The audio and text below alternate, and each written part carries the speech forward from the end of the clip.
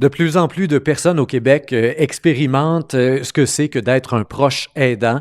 Donc, d'accompagner quelqu'un dans une maladie. Des fois, c'est un parent, des fois, c'est un ami, des fois, c'est notre propre enfant ou alors notre conjoint, conjointe.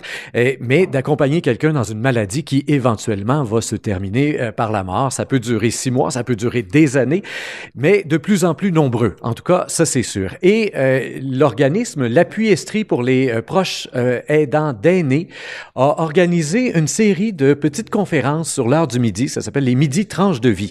Et je viens tout juste d'assister à la conférence de Mme Ghislaine Bourque. Elle est avec nous en compagnie de son époux, donc Jean, qui est là aussi avec nous. Et elle nous a livré son témoignage, l'accompagnement qu'elle a offert à sa mère au cours des 7 dernières années de sa mère, donc qui s'appelait Rosée Vallée. Alors, Ghislaine, bonjour, bienvenue avec nous. Mais bonjour. Et bonjour aussi, évidemment, à son époux qui va nous reparler là, un petit peu vers la fin de l'entrevue. Je vais aller le chercher pour aller voir le point de vue justement du conjoint qui accompagne la personne qui accompagne. Alors, Jean, bonjour. Bonjour. Ghislaine, en ouverture de conférence aujourd'hui, vous y êtes allé avec un constat, c'est que souvent, dans le milieu professionnel direct, là, ceux qui travaillent avec les personnes qui sont en fin de vie ou qui sont atteintes de maladies qui impliquent une certaine démence ou autre, souvent, ces personnes-là sont mal outillées pour vous donner des conseils à vous. En effet, moi, je ne savais pas comment intervenir avec ma mère, qui avait des propos incohérents, qui avait aussi des sautes d'humeur. Alors, je voulais savoir comment je pouvais soutenir ma mère dans sa maladie. Ma mère souffrait de la maladie à corps de Lewy, qui s'apparente à l'Alzheimer au niveau cognitif et au Parkinson au niveau physique. J'ai consulté travailleuse sociale, psychologue, médecin, infirmière, et personne ne me donnait des pistes pour pouvoir savoir comment être avec ma mère, comment la soutenir, comment l'accompagner. Vous disiez, là, justement, après la conférence, en répondant à quelqu'un, oui, tu sais, on me disait quoi faire, me pencher, parler pas trop vite, etc. Donc, des réflexes, finalement, qu'un peu tout le monde est capable d'avoir sans avoir reçu ça en conseil. Et à côté de ça, on vous disait aussi cette phrase assez frustrante, ben, venez la voir moins souvent. Je me sentais vraiment incomprise quand on me disait cette phrase. Espacez vos visites. Tandis que moi, ce que je voulais, c'était accompagner ma mère. Et là, on me disait d'y aller moins souvent. C'était même frustrant de me faire dire ça. L'incompréhension ne vient pas seulement du milieu professionnel, même dans l'entourage, vous avez aussi vécu une certaine forme d'incompréhension, là. Oui, il y avait des amis, il y avait des membres de ma famille qui me disaient « Mais pourquoi tu y vas? » Parce qu'elle te reconnaît même plus. Mais moi, ça restait ma mère.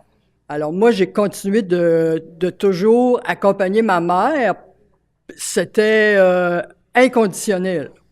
Il y a une clé qui est arrivée à un certain moment et ça a pris la forme de votre petite fille qui, à l'époque, avait 2 ans et demi et qui, elle, a vécu, vu son âge, une communion cœur à cœur avec votre mère et qui, bon, s'exprimait encore un peu à l'époque, là, si je me souviens bien là, de l'histoire que vous avez racontée, mais c'était quand même pas la grosse affaire. Là. La démence était là, était déjà installée. Et là, vous avez été témoin de cette rencontre-là tout à fait spéciale. Oui, ma petite fille Lauriane, qui avait alors 2 ans et demi, je l'amenais des fois voir ma mère, puis elle était bien avec elle. Elle voulait s'asseoir sur ma mère, elle lui montrait ses jouets, et ma mère la regardait, elle jouait plus avec, elle lui parlait pas comme telle, mais ma petite fille, elle était bien avec ma mère, et je sentais que ma mère était aussi bien avec elle. Il y avait une connexion qui se faisait, et c'était vraiment beau de les voir ensemble.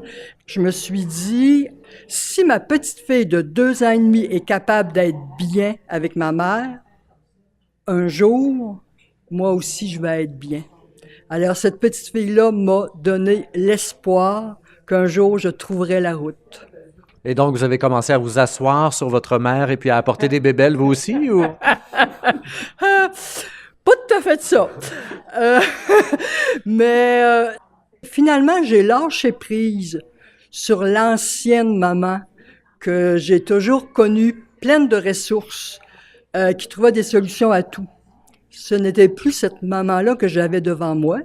J'ai fait le deuil de mon ancienne maman pour me centrer sur ma nouvelle maman démunie. Et cette nouvelle maman-là, je vivais avec elle dans le moment présent, un peu comme ma petite fille faisait.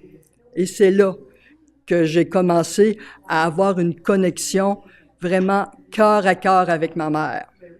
Et ça, vous avez pu le faire non seulement à cause de votre petite fille, mais aussi à cause de l'intervention auquel vous avez eu droit de la part de la Société d'Alzheimer, qui vous a donné des conseils qui sont devenus très pratiques dans le concret.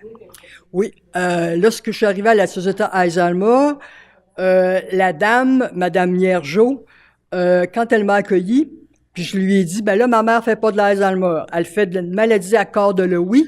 Elle m'a tout de suite dit, ici, on soutient tous les types de troubles cognitifs. À ce moment-là, je savais que j'étais à la bonne place.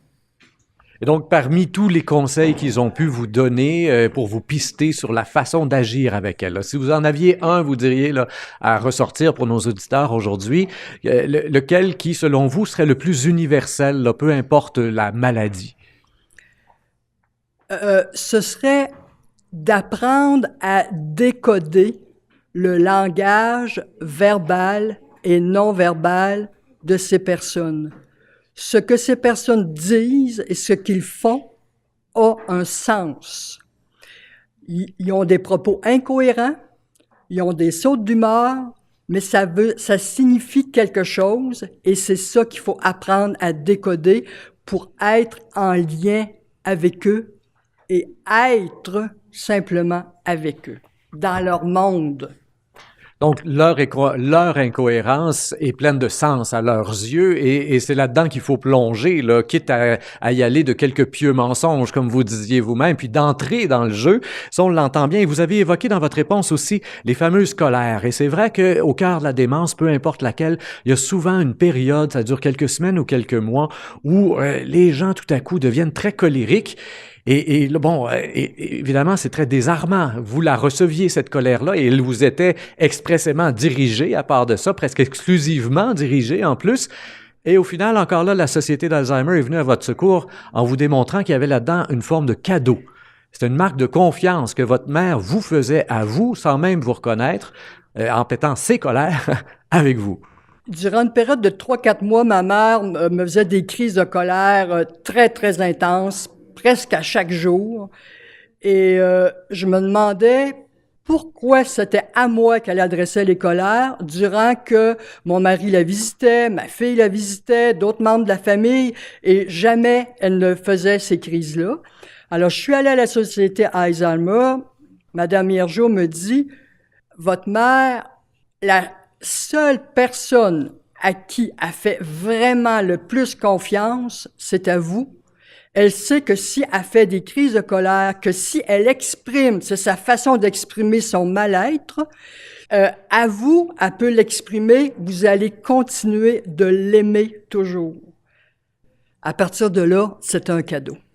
Jean, je vais me tourner vers vous parce que vous êtes ce qu'on appelle un veuf de la proche aidance. Bon, vous êtes là en support, mais en même temps, vous-même, est-ce que vous avez dû devenir un proche aidant pour la proche aidante, là? Je dirais oui, occasionnellement. Lorsque Justine arrivait un peu trop chargée du CHSLD, elle appréciait que j'y prête l'oreille pour l'écouter et lui permettre d'enlever le trop-plein. Alors ça arrivait occasionnellement.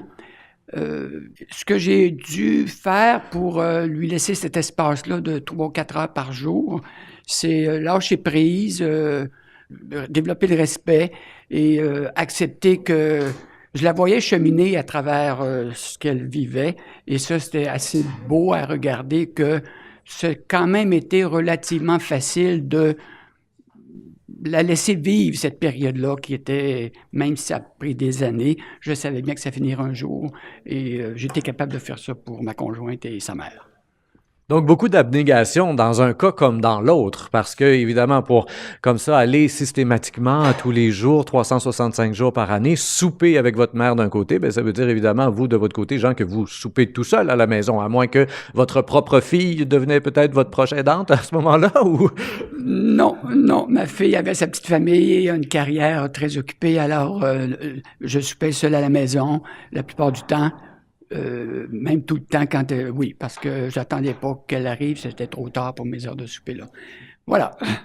Ghislaine, question que je vous ai posée moi-même à la fin de la conférence. Vous l'avez fait 3-4 heures par jour. On peut juste être plein d'admiration pour ça, mais en même temps, c'est pas tout le monde qui en a la capacité, ne serait-ce que très physique, temporelle. Si on a justement des enfants, si on a encore une famille et que nos proches sont atteints d'une maladie comme ça, alors... Comment faire pour ne pas se sentir coupable du peu de temps qu'on pourrait avoir à aller donner à un proche qui se retrouve à l'hôpital quand on a encore toutes les obligations, le travail et nos propres enfants, des fois, qui sont là à la maison et qui ont encore besoin de nous, là? Le temps que la personne donne, peu importe la quantité de temps, c'est la qualité de temps. Lorsque la personne est avec l'autre, ben, d'être vraiment avec l'autre, d'entrer avec l'autre dans son monde. Et si c'est une demi-heure par semaine, 1 heure par mois, c'est OK. C'est la qualité du temps qui compte. Alors, je vous rappelle que nous étions en compagnie de Madame Ghislaine Bourque. Elle a son propre site web sur lequel vous pouvez aller lire quelques textes qu'elle a publiés, entre autres la lettre qu'elle a écrite à sa mère 2 ans après son décès. C'est là sur son blog. Il y a aussi le livre qu'elle a publié. On n'a pas eu le temps d'en parler dans cette entrevue, mais sachez-le, chers auditeurs, il y a un livre, Et si perdre la tête rapprochait les cœurs, donc le témoignage d'une proche aidante. Ça peut être utile, assurément, pour plusieurs d'entre vous si vous êtes dans cette situation-là. Donc, vous allez faire un tour sur le ghislainebourque.ca. Cette rencontre a été rendue possible grâce à l'appui pour les proches aidants d'aînés en Estrie, organisme qui accompagne ceux qui accompagnent des gens justement. Pour avoir toutes les informations sur l'organisme en question, vous allez faire un tour sur l'appui.org. Merci Ghislaine Bourque, merci aussi à Jean, son mari. Et quant à vous, chers auditeurs, je vous invite à faire circuler l'entrevue, comme toujours, sur Facebook, Twitter et autres réseaux sociaux. Au microphone, Rémi Perra.